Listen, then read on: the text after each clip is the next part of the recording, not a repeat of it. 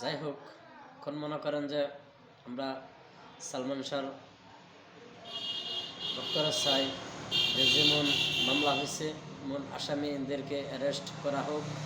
আর আমার মতন লোক কোটি ভক্ত ওরাও আমার মতোই চায়। আর এই বিচার যদি না হয় তাহলে বাংলাদেশ আইনগতভাবে কলঙ্কিত হয়ে যাবে। আমরা চাই না যে আইনকে কলঙ্কিত করা হোক। মানুষে যেন বলে না যে আইন নাই, আইনের কাছে টাকা কাছে আইন বিক্রি হয়ে যায়।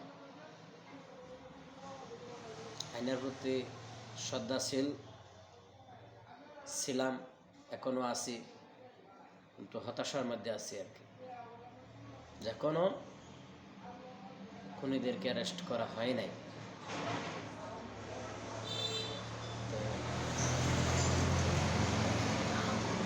রিকোয়েস্ট করতেছি পুলিশ প্রশাসনদেরকে যে আপনারা অন্ততপক্ষে বিবেক দিয়ে চিন্তা করেন আর আল্লাহ বা আল্লাহ রাসূলের চিন্তা ভাবনা করেন, কইরা যেটা ন্যায্য আপনার ন্যায্যভাবে বিচার বিশ্লেষণ করেন। টাকা বেঁচে থাকলে বহুত কামাইতে পারবেন, বহুত খরচ করতে পারবেন, কিন্তু হালালভাবে উপার্জন করেন।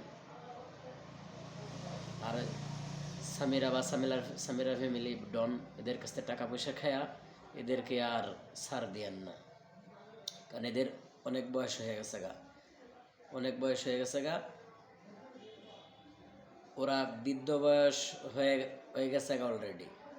কারণ কিছুদিন পরে ওরা যখন চলতে বলতে পারবে না, ঘরে বসা টয়লেট করবে, এই সময় যদি এদেরকে অ্যারেস্ট করেন তাহলে তো হয় নাই। ওরা এখনও শক্তি আছে, ওরা নিজের চলাফেরা করতে পারতেছে, সব কিছু করতে পারতেছে। এদেরকে এখনই অ্যারেস্ট করেন, এদেরকে এখনই শাস্তি দেন। এটা আমার রিকোয়েস্ট আপনাদের কাছে।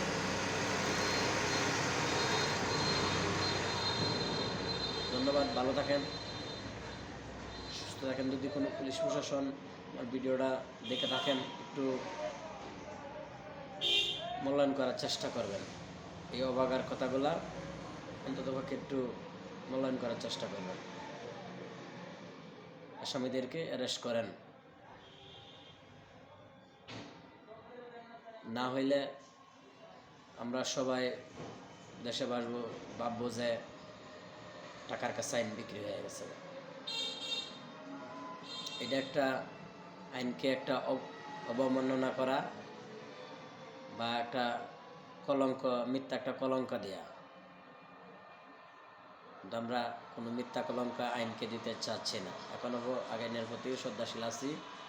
প্লিজ এদেরকে অ্যারেস্ট করেন, যেভাবে হোক করে এদেরকে অ্যারেস্ট করেন, করে জিজ্ঞাসাবাদ করেন। এরা যদি কোনো সাথে জড়িত না থাকে তো এদেরকে খালাস দিয়ে দেবেন, তখন কোনো আপত্তি থাকবে না।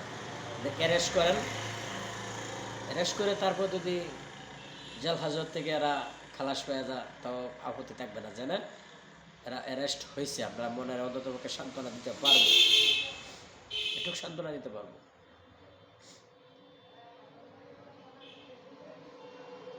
প্লিজ আর আর আমাদেরকে আর কষ্ট দিয়েন না, সালমান শাহর ভক্তদেরকে আর কষ্ট দিয়েন না।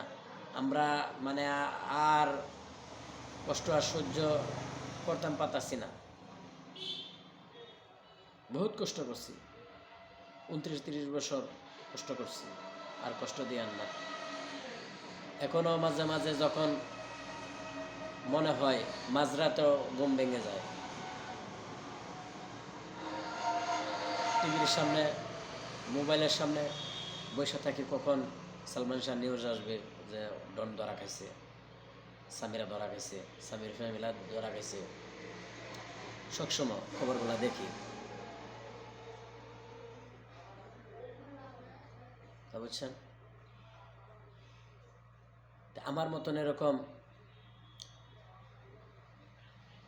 বাংলাদেশে কয়েক কোটি ভক্ত আছে, ওরাও আমার মতন আশা বেঁধে আছে যে সালমান শাহর ভক্তদেরকে কখন আসামিদেরকে ধরা হবে। আমাদের আশাগুলা নিরাশ করেন না প্লিজ, ধরেন ধরেন।